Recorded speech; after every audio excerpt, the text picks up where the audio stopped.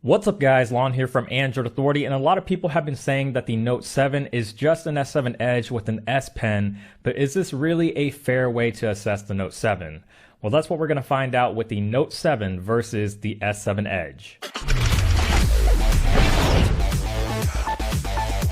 So obviously there are a lot of similarities between the Note 7 and S7 Edge, but there are quite a bit of differences as well that really separate these two devices, and we'll get into what those are as we go through this comparison. First up is the design. Both the Note 7 and S7 Edge are made of glass on the front and back with a smooth metal frame sandwiched in between, and as you would expect, they look and feel very similar. This is by no means a bad thing because they're both beautiful looking devices and feel extremely solid in the hand. The only downside, of course, is that these two phones attract a lot of fingerprints, but that's just to be expected when you're dealing with phones made predominantly of glass. The Note 7 does borrow a lot of design cues from the S7 Edge, like the slight tapers on the backside, the rounded corners, and that curved edge front glass, but Samsung has managed to refine the design even more on the Note 7. The curved edges on the front are still noticeable, but they're not quite as drastic as the S7 Edges, and I personally like this better because you're less likely to run into accidental presses with your palms or fingers. The metal frame has also been more seamlessly integrated into the glass on the Note 7, making the phone feel like one unified piece of material, and this may sound like a minor detail, but it actually makes a huge difference in how much smoother and more comfortable the Note 7 feels. The S7 Edge already feels incredible, but the Note 7 takes it to another level and is a testament of how Samsung continues to make this glass and metal design better with each flagship. The Note 7 is larger than the S7 Edge, but it's not by much, and the curved glass allows Samsung to make the Note 7 smaller than previous Notes despite having the same screen size. One difference between these two phones that you cannot see is that the Note 7 is covered in Gorilla Glass 5 versus the Gorilla Glass 4 on the S7 Edge. There's been a little bit of controversy with the Gorilla Glass 5 on the Note 7, which is a whole topic on its own that we're not going to get into, but it's supposed to be a lot stronger and more durable than Gorilla Glass 4. Other than that, the rest of the design between the Note 7 and S7 Edge is pretty typical Samsung.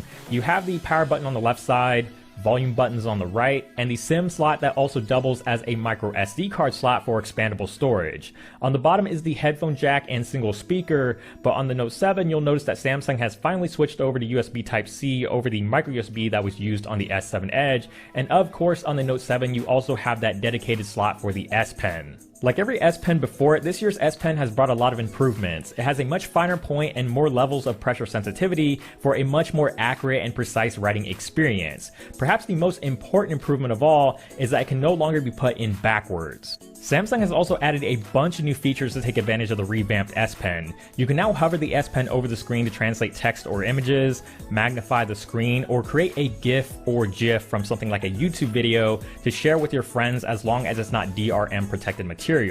The screen off memo has also been improved, giving you the ability to scroll and write much longer memos, and you can even pin important memos to the always on display to make it easily visible for up to 1 hour.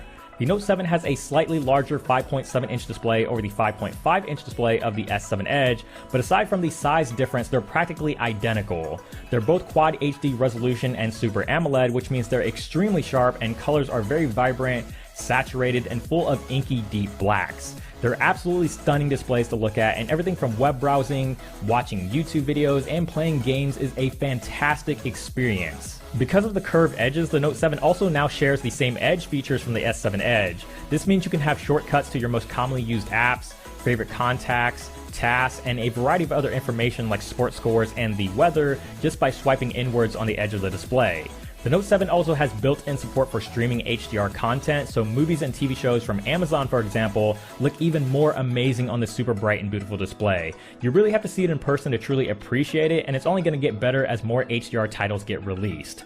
Another really cool feature about the Note 7's display is that you can downscale the resolution to 1080p and even 720p to help extend your battery life. Right below the displays is Samsung's standard home button that also doubles as a fingerprint sensor, and at this point we're all pretty much aware of how well Samsung's fingerprint sensors work. It's fast, accurate, reliable, and works well in adding an extra layer of security to your smartphone, but with the Note 7, Samsung took it another step further by adding an iris scanner. The iris scanner utilizes infrared to scan your eyes to unlock your phone, and it actually works surprisingly well, especially for a first-generation feature. It does, however, take a little bit longer than using your fingerprint simply because there's extra steps involved. After you wake up your phone, you actually have to swipe up before it starts scanning your eyes. This swipe up gesture is really meant to prevent the phone from accidentally scanning your eyes when you don't want it to, but it would have been nice if Samsung gave us the option to disable the swipe if we wanted. Here in the States, the Note 7 and the S7 Edge are packing the same exact setup with the Snapdragon 820 and 4GB of RAM, and with the same software and same hardware, it's really no surprise that both of these phones have very identical performances in day-to-day use. A lot of people may be disappointed that the Note 7 doesn't have an improved processor or more RAM, but the Snapdragon 820 and 4GB of RAM is still plenty of power. They're both blazing fast in day-to-day use. Everything from opening apps, multitasking, web browsing, and playing heavy games all work extremely well, and we finally have some Vulkan-supported game titles available on Google Play that is going to give you superior graphics and gameplay on both the Note 7 and the S7 Edge. The Note 7 also carries the same IP68 water and dust resistance that was reintroduced on the S7 earlier this year, and this protection on the Note 7 includes both the phone itself and the S Pen, so no matter what phone you pick from Samsung this year, you're guaranteed to have this protection, which is great for everyone. As far as battery life goes, the Note 7 packs a 3500 mAh battery, which is the largest battery we've ever seen on a Note device, but it's still a tad smaller than the 3600 mAh pack on the S7 Edge, but I would say that the difference is pretty negligible.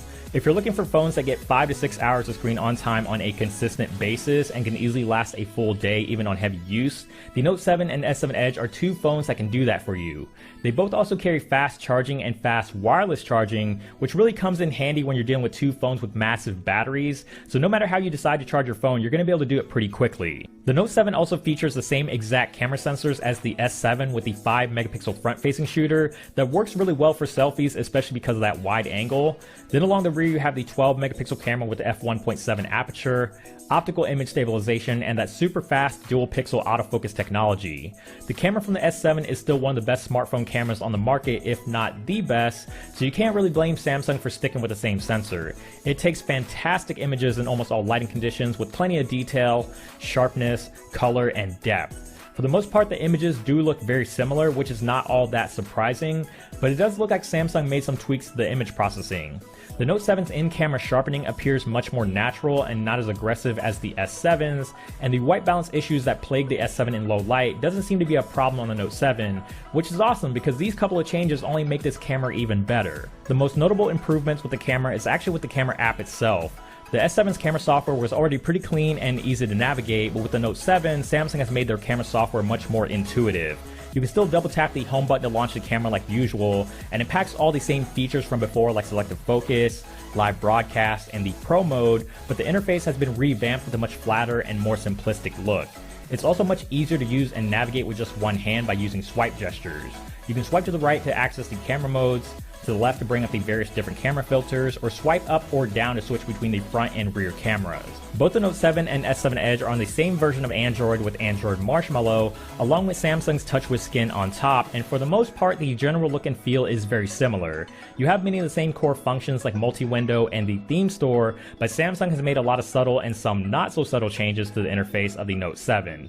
If you look closely, you'll notice that many of the app icons have been revamped with new graphics and a more uniform look, and certain system UI elements like the notification shade and settings menu have been given a slight facelift to match the rest of the changes that they've made throughout TouchWiz. The settings menu is cleaner and much more streamlined, making it a lot easier to find what you're looking for, and they've dialed back a lot of the colors for a much more minimalistic appearance. Instead of the big, bright, bold colors that you used to have before on the S7 and S7 Edge, they've now gone with a softer, more eggshell-like color scheme that's a lot more appealing and easier on the eyes, and this change can be found throughout the entire interface, including Samsung's own apps. The only change that I'm not a fan of is that the toggles in the notification shade on the Note 7 are no longer scrollable like they were on the S7, and to get the brightness slider, it now takes 2 swipes down on the notification shade instead of 1. Samsung also consolidated all of their various different note-taking apps into one app called Samsung Notes, and whether you use this app or not, this change makes the process of finding the appropriate app for taking a note or drawing a lot less confusing and reduces some of the bloatware. The Note 7 also brings a new secure folder to lock away any apps or sensitive information that you don't want anyone else to access, and this can be locked with a standard password, PIN, lock pattern, your fingerprints, and even the brand new iris scanner.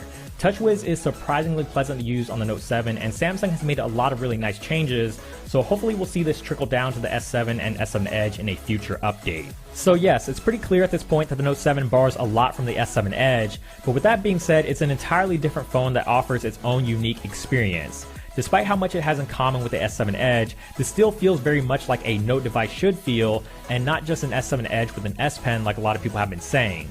The S7 Edge did a lot of things right, so you can't really blame Samsung for bringing many of the hardware and software features over to the Note 7, and by doing so, this also simplifies the decision-making process for consumers. Now, is the Note 7 worth upgrading to if you have the S7 Edge? Absolutely not. Not just because they share a lot of similarities, but also because the Note 7 is not meant to be an upgrade for people coming from the S7 Edge. The Note 7 is meant for people coming from much older devices like last year's S6s, the Note 5, and even the Note 4. If you're coming from any of those devices, this will feel like an amazing upgrade, and you won't regret making the leap to 7.